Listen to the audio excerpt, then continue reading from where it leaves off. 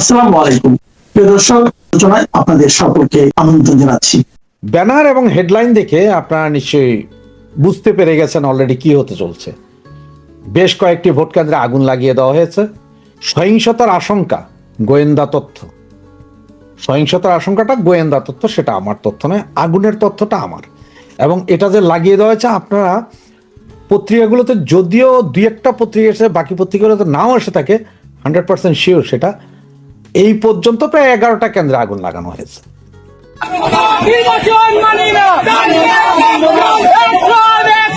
এখন নির্বাচনটা নেই, 12 তারিখে নির্বাচন করার চেষ্টা করা হচ্ছে। তো আমি প্রতিবারের মতোই একই কথা বলি, যেহেতু আমি আওয়ামী লীগের দালাল, আমি দালালি করি আওয়ামী লীগের, সুতরাং আমার বিশ্বাস 12 তারিখ 12টা পর্যন্ত নির্বাচনের ফল ঘোষণার আগ পর্যন্ত আমি বলবো যে কোনো ভোট হবে না, এবং না হওয়ার চান্সও আছে। তো আজকে এই 11টা কেন্দ্রে আগুন লাগিয়ে দিয়েছে। এবং আপনারা জানেন গাজীপুরের 5টি আসনের, সংসদীয় আসনে ওইদিকে ভোটের যায় নাই, ব্যালট পেপারটা যায় নাই, ওগুলো কবে যাবে এটা জানা যায়নি। এইদিকে নাকি পুলিশের যে তদন্ত রিপোর্ট আছে, পুলিশের এসবি, ডিবি, তারপরে আপনার এই আরো যারা আছে এনএসআই, ডিজিএফআই, এরা বলছে যে সারা বাংলাদেশে একটা বিশাল গন্ডগোল হবে। সেই জায়গায় ঢাকা শহরের 20টি, চট্টগ্রামের 16টি, এইখানে হবে যে তুমুল গন্ডগোল। ওরা বলছে যে এইখানে মেসাকার অবস্থা হবে, মানুষ মরবে, বাঁচবে, মানে অন্যরকম একটা পরিস্থিতি হবে বলে গোয়েন্দা তথ্য। এদিকে আপনারা জানেন যে ফরিদপুর এবং আপনার বাকি ওই বেল্ট, ফরিদপুরের ওই সাইড, পদ্মা নদীর ওই সাইড, যেমন টুঙ্গিপাড়া আছে, গোপালগঞ্জ আছে, এইসব জায়গায় মানুষ ভোট কেন্দ্রে যাবে না। এরা ভোটার বাক্স আজকে না হোক কালকে রাতের ভিতরে ওখানে আরো কি হয় সেটা হচ্ছে দেখার বিষয়। তবে আজকে থেকে দেখবেন যে অনেক ইউটিউবার যারা আছেন তারা ভোট নিয়ে কথা বলছেন না, সবাই সেফ সাইডে চলে যাবে।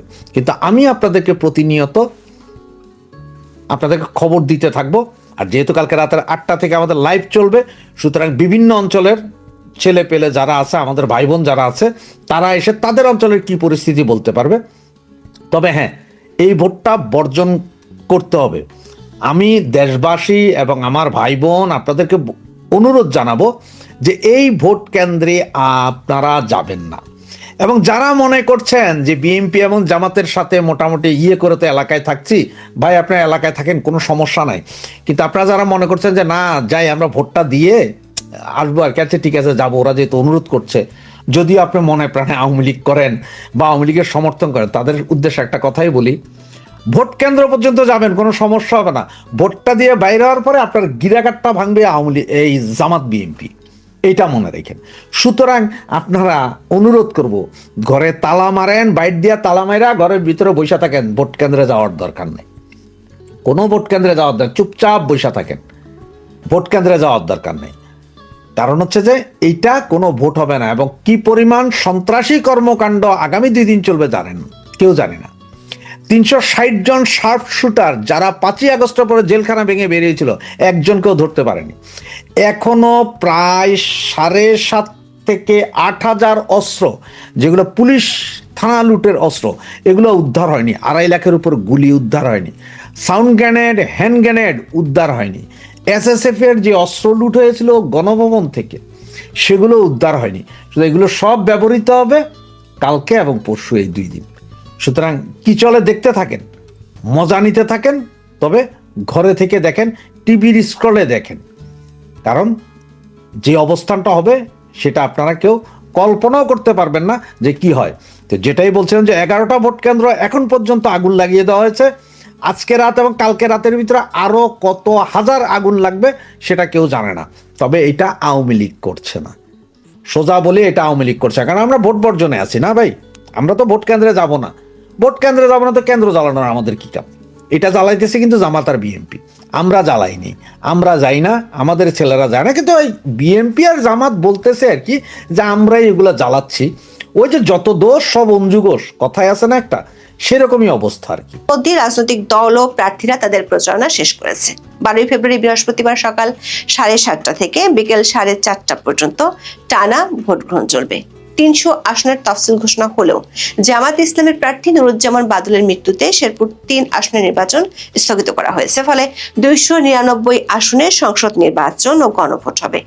দুই প্রধান প্রতিদ্বন্দ্বী জোট সুষ্ঠু ভোট হবে কিনা তা নিয়ে আশঙ্কা করছে। নিজ নিজ দলের কর্মী সমর্থকদের ভোট কেন্দ্র পাহারা দিতে বলেছে। নির্বাচন কমিশন দাবি করছে তাদের সব প্রস্তুতি প্রায় শেষ, তবে আইন শৃঙ্খলা বাহিনীর শীর্ষ ব্যক্তিদের মধ্যে ভোটের পরিবেশ নিয়ে শঙ্কা আছে। এরই মধ্যে পুলিশের একটি গোয়েন্দা সংস্থার প্রতিবেদনে উঠে এসেছে ভয়ঙ্কর শঙ্কার কথা। ওই প্রতিবেদনে বলা হয়েছে ত্রয়োদশ জাতীয় সংসদ নির্বাচনে 299 আসনের মধ্যে অন্তত 84টিতে বড় ধরনের সহিংসতা হতে পারে। প্রতিবেদনটিতে বলা হয়েছে 3রা ফেব্রুয়ারি পর্যন্ত পাওয়া তথ্য বিশ্লেষণ করে এসব আসনকে সংঘাতময় হিসেবে চিহ্নিত করা হয়েছে। একাধিক শক্তিশালী প্রার্থীর অবস্থান, দলীয় মনোনয়ন নিয়ে অসন্তোষ, স্বতন্ত্র ও বিদ্রোহী প্রার্থীদের সক্রিয়তা এবং স্থানীয় রাজনৈতিক সমীকরণের জটিলতায় এমন অবস্থার কারণ। তবে পরিস্থিতি নিয়ন্ত্রণে রাখতে এসব আসনে গোয়েন্দা নজরদারি বাড়ানো হয়েছে এবং শান্তিপূর্ণ পরিবেশে ভোট গ্রহণ নিশ্চিত করতে বিশেষ নিরাপত্তা পরিকল্পনা নেওয়া হয়েছে। এই গোয়েন্দা প্রতিবেদন অনুযায়ী ঢাকা ও চট্টগ্রাম বিভাগের 18টি করে 36টি আসনে ভয়াবহ পরিস্থিতি দেখা যেতে পারে। এছাড়া রংপুর বিভাগের 12টি, খুলনা বিভাগের 8টি, বরিশাল বিভাগের 7টি, ময়মনসিংহ বিভাগের 7টি, রাজশাহী বিভাগের 10টি আসন নিয়ে আশঙ্কার কথা প্রতিবেদনটিতে জানানো হয়েছে। সবচেয়ে কম আশঙ্কা সিলেট বিভাগের আসনগুলো নিয়ে। এই বিভাগে মাত্র 4টি আসনে বড় ধরনের গোলযোগের আশঙ্কা করা হচ্ছে। গোয়েন্দা প্রতিবেদনের তথ্য অনুযায়ী ঢাকা বিভাগের 18টি আসনে ভোটের লড়াই তীব্র হতে পারে। এসব আসনের মধ্যে রয়েছে ঢাকা 8, 11, 12, 13, 14 ও 15, টাঙ্গাইল 3, 4, 5 ও 8, গোপালগঞ্জ 2 ও 3, মাদারীপুর 1 ও 2, কিশোরগঞ্জ 5, মানিকগঞ্জ 1, মুন্সিগঞ্জ 3 এবং ফরিদপুর 1। এর মধ্যে ঢাকা 8, ঢাকা 11 এবং ঢাকা 15 আসন নিয়ে বিশেষভাবে সতর্ক থাকার পরামর্শ দেওয়া হয়েছে। ঢাকা 8 আসনে বিএনপির প্রার্থী দলটির স্থায়ী কমিটির সদস্য মির্জা আব্বাস। তার মূল প্রতিদ্বন্দ্বী বাংলাদেশ জামাত ইসলামী নেতৃত্বাধীন 11 দলীয় জোটের প্রার্থী জাতীয় নাগরিক পার্টি বা এনসিপির নাসিরউদ্দিন পাটোয়ারি। ঢাকা 11 আসনে লড়ছেন বিএনপির MA কাইয়ুম ও এনসিপির আহ্বায়ক মোহাম্মদ নাহিদ ইসলাম। নাহিদ 11 দলীয় জোটের প্রার্থী। ঢাকা 15 আসনে জামাত ইসলামের আমির ডক্টর শফিকুর রহমানের প্রতিদ্বন্দ্বী বিএনপির প্রার্থী শফিকুল ইসলাম খান মিল্টন। ঢাকা বিভাগের প্রতিদ্বন্দ্বিতাপূর্ণ অন্য আসনগুলোতেও জুলাই আন্দোলনের শীর্ষ নেতারা, জোটের শরিক দলের প্রার্থী, স্বতন্ত্র ও বিদ্রোহী প্রার্থীরা মাঠে সক্রিয় রয়েছেন। কোথাও কোথাও দলীয় মনোনয়ন নিয়ে অসন্তোষ প্রকাশ্য রূপ নিয়েছে। দুই পক্ষের মধ্যে সংঘর্ষ হয়েছে। পুলিশের গোয়েন্দা প্রতিবেদনে চট্টগ্রাম বিভাগের 18টি আসনে ব্যাপক সংঘাতময় পরিস্থিতি তৈরি হতে পারে বলে আশঙ্কার কথা জানানো হয়েছে। এসব আসনের মধ্যে রয়েছে ব্রাহ্মণবাড়িয়া 2 ও 5, কুমিল্লা 2, 4, 7 ও 11, নোয়াখালী 2, 5 ও 6, লক্ষ্মীপুর 2 ও 3, চট্টগ্রাম 3, 10 ও 11, কক্সবাজার 2 ও 4, চাঁদপুর 4 এবং রাঙামাটি। এসব আসনে বিএনপি ও জামাত ইসলামী সহ বিভিন্ন রাজনৈতিক দলের শক্তিশালী প্রার্থীর পাশাপাশি কোথাও কোথাও স্থানীয়ভাবে প্রভাবশালী স্বতন্ত্র প্রার্থী রয়েছেন। প্রতিবেদনে বলা হয়েছে একাধিক রাজনৈতিক শক্তির সক্রিয়তা, দলীয় অভ্যন্তরীণ বিরোধ এবং স্থানীয় প্রভাবশালী গোষ্ঠীর অবস্থানের কারণে এসব আসনে সংঘাতময় পরিস্থিতি তৈরি হতে পারে। প্রতিবেদনে রংপুর বিভাগের 12টি আসনকে চিহ্নিত করা হয়েছে যেগুলোতে সহিংসতা হতে পারে। এগুলো হলো পঞ্চগড় 1 ও 2, দিনাজপুর 1, 2, 4, 5 ও 6, গাইবান্ধা 4 ও 5, কুড়িগ্রাম 4, নীলফামারী 2 এবং ঠাকুরগাঁও 2, রাজশাহী বিভাগের নওগাঁ 2, 3, 4, পাবনা 1, 3, 4 ও 5, রাজশাহী 4 ও 5 এবং সিরাজগঞ্জ 5 আসনেও হানাহানি হতে পারে। খুলনা বিভাগের চুয়াডাঙ্গা 1, ঝিনাইদহ 3, যশোর 1, নড়াইল 2, বাগেরহাট 4, খুলনা 5 ও 6 এবং সাতক্ষীরা 1 আসন, বরিশাল বিভাগের বরগুনা 1 ও 2, পটুয়াখালী 2, 3, 4, ভোলা 1 এবং বরিশাল 5 আসন, ময়মনসিংহ বিভাগের ময়মনসিংহ 1, 5, 6, 8 ও 10, নেত্রকোনা 3 ও শেরপুর 3 আসন এবং সিলেট বিভাগের সুনামগঞ্জ 1, 4 এবং মৌলভীবাজার 2 ও 4 আসনের পরিস্থিতি নিয়ে শঙ্কার কথা তুলে ধরা হয়েছে গোয়েন্দা প্রতিবেদনে। গোয়েন্দা সূত্র জানিয়েছে রংপুর ও চট্টগ্রাম বিভাগের বেশ কিছু আসন এবং সীমান্তবর্তী কয়েকটি জেলায় জামাতের সাংগঠনিক অবস্থান তুলনামূলকভাবে শক্ত। ফলে এসব এলাকায় সংঘাত মোটামুটিভাবে অনিবার্য হয়ে পড়েছে। চট্টগ্রাম ও কক্সবাজারের সীমান্তবর্তী আসনগুলোতে সহিংসতায় রোহিঙ্গারা জড়িত হলে পরিস্থিতি অনেক ভয়াবহ রূপ নিতে পারে এমন আশঙ্কার কথা জানানো হয়েছে। মিয়ানমার থেকে গত 18 মাসে পালিয়ে আসা প্রায় 1.5 লাখ রোহিঙ্গা ক্যাম্পগুলোর বাইরে আছে। এর মধ্যে আইন শৃঙ্খলা বাহিনীর সদস্যরা ক্যাম্পের বাইরে থাকা 1,500 রোহিঙ্গাকে গ্রেপ্তার করেছে, কিন্তু 1.5 লাখ রোহিঙ্গাকে গ্রেপ্তার ও তাদের নিয়ন্ত্রণ করা এক কথায় অসম্ভব। এমন পরিস্থিতিতে বৃহত্তর চট্টগ্রামের আসনগুলোতে রোহিঙ্গাদের ব্যবহার করা হলে পরিস্থিতি ভয়ানক রূপ নিতে পারে। গোয়েন্দা সূত্রগুলো বলছে, রোহিঙ্গার সশস্ত্র গ্রুপগুলোর কাছে অবৈধ অস্ত্র আছে। যদিও আইন শৃঙ্খলা বাহিনী তৎপর আছে, তারপরও এসব অবৈধ অস্ত্র ভোটের মাঠে ব্যবহার হলে পরিস্থিতি যে কোনো দিকে মোড় নিতে পারে। দৈনিক প্রথম আলোর এক খবরে বলা হয়েছে, দুটি গোয়েন্দা সংস্থা সম্প্রতি সারা দেশের 3,000 অবৈধ অস্ত্রধারী ও অপরাধীর তালিকা করে পুলিশ সদর দপ্তরে পাঠিয়েছে। তাদের মধ্যে 124 জন জঙ্গি এবং 352 জন শুটার রয়েছে। পুলিশ সদর দপ্তর ভোটের আগে গোয়েন্দা সংস্থাগুলোর করা তালিকাভুক্ত সন্ত্রাসীদের আইনের আওতায় নিতে 64 জেলার পুলিশ সুপার ও 8টি মহানগর পুলিশের কমিশনারকে নির্দেশনা দিয়েছে। তবে এদের বেশিরভাগকেই গ্রেপ্তার করতে পারেনি পুলিশ। আরেকটি গোয়েন্দা সংস্থার রিপোর্টে বলা হয়েছে, সুষ্ঠু নির্বাচনের ক্ষেত্রে ভয় এখন জেল পলাতক ও গ্রেপ্তার এড়িয়ে থাকা জঙ্গিরা। দৈনিক প্রথম আলোর খবরে একাধিক পুলিশ কর্মকর্তার বরাত দিয়ে বলা হয়েছে, ভোট কেন্দ্রের দখল নিতে তারা নাশকতা করতে পারে। 1 ফেব্রুয়ারি সন্ধ্যায় শেরেবাংলানগর থানার চন্দ্রিমা উদ্যানের লেকের পাশে অভিযান চালিয়ে জেএমবি সদস্য আহসান জহির খানকে গ্রেপ্তার করেছিল। তবে তার সহযোগীরা পালিয়ে যায়। পরে জহিরের দেওয়া তথ্যের ভিত্তিতে পরদিন 2 ফেব্রুয়ারি তার সহযোগী জেএমবি সদস্য বিলায়েত হোসেন এবং 3রা ফেব্রুয়ারি গ্রেপ্তার করা হয় তোফাল হোসেনকে। এই 3 জনকে জিজ্ঞাসাবাদ করে যেসব তথ্য পাওয়া গেছে সেগুলো চিন্তা বাড়াচ্ছে আইন শৃঙ্খলা বাহিনীর। তারা ভোটের মাঠে বড় ধরনের জঙ্গি হামলার আশঙ্কা উড়িয়ে দিতে পারছেন না, সেটি প্রকাশ্যে বলেছেন পুলিশের আইজি বাহারুল আলম। 10 ফেব্রুয়ারি পুলিশ সদর দপ্তরের মিডিয়া সেন্টারে আয়োজিত এক সংবাদ সম্মেলনে আইজিপি বলেন, ত্রয়োদশ জাতীয় সংসদের নির্বাচনে প্রার্থীদের প্রচারের সময় জঙ্গি হামলার আশঙ্কা ছিল, এখনো সেই শঙ্কা উড়িয়ে দেয়া যাচ্ছে না। নির্বাচনের জঙ্গি হামলার কোনো শঙ্কা আছে কিনা জানতে চাইলে সাংবাদিকদের তিনি বলেন, পুলিশের প্রধান আশঙ্কা ছিল প্রচার বা ক্যাম্পেইনের সময় যারা ইলেকশন বিরোধী তারা মনে করে ওদের ভাষায় তথাকথিত ওয়েস্টার্ন ডেমোক্রেসি তাদের মতবাদের সাথে মেলে না, তারা ধর্মভিত্তিক মনোনয়ন চায়। আইজিপি বলেছেন, ওই গ্রুপটার এক পরিকল্পনা ছিল বিশেষ করে নির্বাচনী প্রচার অভিযানের সময় বোমা হামলার। নির্বাচন কেন্দ্রিক আইন শৃঙ্খলা বিষয়ে এই সংবাদ সম্মেলনে আইজিপি বলেন, 80 থেকে 90% কেন্দ্রে ক্লোজড সার্কিট ক্যামেরা লাগানো হয়েছে। ঝুঁকিপূর্ণ কেন্দ্রের ব্যাখ্যা দিয়ে তিনি বলেন, দুর্গম এলাকা, প্রার্থীদের অবস্থান, ভোটারদের মনোভাব, আধিপত্য এবং এসব বিষয় সহ বিভিন্ন বিষয় মাথায় রেখে এবার 8,770টি কেন্দ্র ঝুঁকিপূর্ণ হিসেবে চিহ্নিত করা হয়েছে। এছাড়া মাঝারি ঝুঁকিতে রয়েছে 16,000 কেন্দ্র। গোয়েন্দা সংস্থার দায়িত্বশীল একটি সূত্র জানিয়েছে, 84টি আসনে ব্যাপক সংঘর্ষ হতে পারে এমন শঙ্কার কথা ইতিমধ্যে সরকার, সংশ্লিষ্ট বাহিনী ও নির্বাচন কমিশনকে জানানো হয়েছে। ভোটার, প্রার্থী ও সমর্থকদের উপর হামলাই নয়, ভোট কেন্দ্র দখল এবং ব্যালট বাক্স ছিনতাইয়ের মতো ঘটনা ঘটার আশঙ্কা করা হয়েছে গোয়েন্দাদের প্রতিবেদনে। এমন পরিস্থিতি তৈরি হলে কি করা হতে পারে সে ইঙ্গিত দিয়ে রেখেছেন পুলিশের আইজি। তিনি বলেছেন, নির্বাচনে মবের চেষ্টা হলে শুধু সংশ্লিষ্ট কেন্দ্র নয়, ওই আসনের ভোট গ্রহণ স্থগিত করবে ইসি।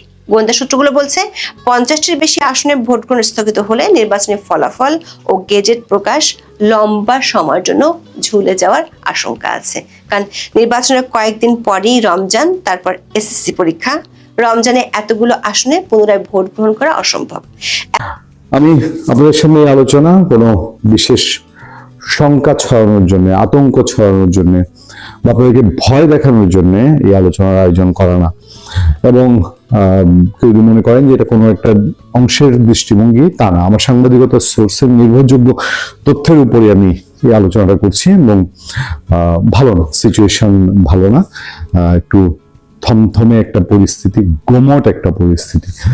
একটা নির্বাচন, জাতীয় নির্বাচন, জাতীয় উৎসব, 5 বছরের জাতীয় উৎসব, কোথায় যেন মনে হচ্ছে শোকের মাতন, শোকের নিস্তব্ধতা, একটা গুমট গুমট ভাব। এই ভাবটা কেন, সেটাই আমি আপনাদের সামনে তুলে ধরার চেষ্টা করছি। এটা কি সত্যি কোনো কিছু ঘটে হয়েছে নাকি পরিকল্পিতভাবে এই সিচুয়েশন তৈরি করা হয়েছে? আপনাদেরকে কয়েকটা জিনিসের দিকে আমি নজর দিতে চাই। আমাদের কাছে বিশেষ গুরুত্বপূর্ণ জায়গা থেকে, এবং আমি নাম প্রকাশে অনিচ্ছুক সেই সূত্র ধরে আলোচনাটা করছি, সেখানকার খবর অনেকের মধ্যে গুঞ্জন, অনেকেই ভাবছেন ধরেন আপনার আওতাধীন 5টা ভোট আছে, 5টা ভোট কনফার্ম আপনি পাবেন। সে 5টা ভোট আপনি একদম ভোর সকালবেলা কেন্দ্রে গিয়ে আপনি 5টা ভোট দেওয়া ফেলবেন, 11টার মধ্যে আপনার 5 ভোট কমপ্লিট। আর যার আপনার 10টা ভোট আছে তাকে আপনি একটা জুজুর ভয় দেখাবেন, এই সেন্টারের অবস্থা খারাপ, কারণ আপনার লোকগুলা কিন্তু যাবে, ঘূর্ণিঝড় সাইক্লোন হলেও সে ভোট দিতে যাবে। কিন্তু সামান্য একটা পটকা দিয়ে আপনি আপনার প্রতিপক্ষের যে 10টা ভোট আছে তাদেরকে ভয় দেখায় আপনি কেন্দ্রে যাইতে নিরুৎসাহিত করবেন। জাতীয়ভাবেও তাই ঘটানোর একটা পরিকল্পনা একটা অংশের আছে বলে অনেকে মনে করছেন, অনেকে ধারণা করছেন, অনেকে কিছুটা জানেনও যে কোথায় কোথায় যেন এরকম একটা সিচুয়েশন, যে একটা পরিবেশ তৈরি করা, সকাল 11টার মধ্যে নিজেদের আওতাধীন ভোটগুলো একটা অংশ দিয়ে ফেলতে চায়, আর বাকিদেরকে ভোট না দিতে নিরুৎসাহিত করা, যেন প্রতিপক্ষের ভোটটা কম পড়ে। এটার জন্য যা যা প্রয়োজন বলতে নির্বাচনের আগের 24 ঘন্টায় নানান জায়গায় চুটহাট ভোট কেন্দ্রে গোপন ভাবে আগুন দিয়ে ফেলা, ভাঙচুর করা, ভোটের জিনিসপত্রে হাত দেওয়ার চেষ্টা করা, প্রার্থীদের উপরে আঘাত আনার চেষ্টা করা, কাউকে ভয় দেখানো। মেডিসিন রেডি আছে, এটা পাল্টা মেডিসিন রেডি আছে। আমি যে বলছি যে আপনাদের ভয় দেখানোর জন্য না, আপনাদেরকে সচেতন করার জন্য, সাবধান করার জন্য এবং কেয়ারফুল থাকার জন্য, যে এই সিচুয়েশন গুলো আমাদের সামনে চলে আসতে পারে। সেই জন্যই কিছু আলামত আমরা এর মধ্যে দেখতে পাচ্ছি, সেই আলামত গুলো আমি আপনাদের সামনে আনবো। এই অ্যান্টি মেডিসিন যেটা এইসবের, সেটা আমাদের আইন শৃঙ্খলা বাহিনীর আছে। আইন শৃঙ্খলা বাহিনী বলে না যে হাতি মূল্যও লাখ টাকা, এই হাতে মূল্যেও লাখ টাকা বাংলাদেশ আইন শৃঙ্খলা বাহিনীর সেই সক্ষমতা, সেই প্রস্তুতি এবং সেই অবস্থানটা আছে। যদি না ধরেন যে প্রথম আলো ডেইলি স্টার যেটা হয়েছে, প্রথম আলো ডেইলি স্টার আইন শৃঙ্খলা বাহিনী চাইলে পারতো, কিন্তু সরকার যেহেতু চায় না, এই জন্য আইন শৃঙ্খলা বাহিনী রক্ষা করে নাই প্রথম আলো ডেইলি স্টার। সরকারের ভিতর থেকে যদি ভোট নিয়ে দুষ্টামি করে তাহলে কিছু করার নেই, কিন্তু এর বাইরের কোন শ্রেণী যে দুষ্টামিটা করতে চাচ্ছে, সেই দুষ্টামি ট্যাকেল দেওয়ার সক্ষমতা এবং মেকানিজম সবটাই আমাদের আইন শৃঙ্খলা বাহিনীর আছে। তো আমি যেটা বলছিলাম যে কি লক্ষণ, কিছু লক্ষণ আমাদের সামনে আমরা দেখতে পাচ্ছি, সেই লক্ষণগুলো আমি আপনাদের সামনে তুলে ধরতে চাই। দেখেন, নেত্রকোনায় 4টা ভোট কেন্দ্রে আগুন দিয়ে দিল, 4টা ভোট কেন্দ্রে বুথে টুতে আগুন দিয়েছে। আমরা তো নেত্রকোনার সন্তান, আমরা নেত্রকোনার বর্তমান পরিস্থিতি সম্পর্কে আমরা খুব ভালো জানি। নেত্রকোনায় কতটা আওয়ামী লীগ আছে, নেত্রকোনায় কতটা অন্য সংগঠন আছে। এটাও ঠিক যে নেত্রকোনায় জামাতে ইসলামীর তেমন কোনো বিশেষ অবস্থান নাই, এবং পুরো নেত্রকোনা জেলায় এবারের নির্বাচনে জামাতে ইসলামীর তেমন কোনো ফলাফল করতে পারবে বলেও কেউ পূর্ব কোনো আশা করছেন না। কিন্তু সেখানে কারা এই ঘটনাগুলো ঘটাচ্ছে? দেখেন, নেত্রকোনায় রাতের আধারে 4 ভোট কেন্দ্রে অগ্নিসংযোগ। সোমবার গভীর রাতে এই আগুন দেওয়া হয় বলে জেলা পুলিশ সুপার মোহাম্মদ তরিকুল ইসলাম জানান।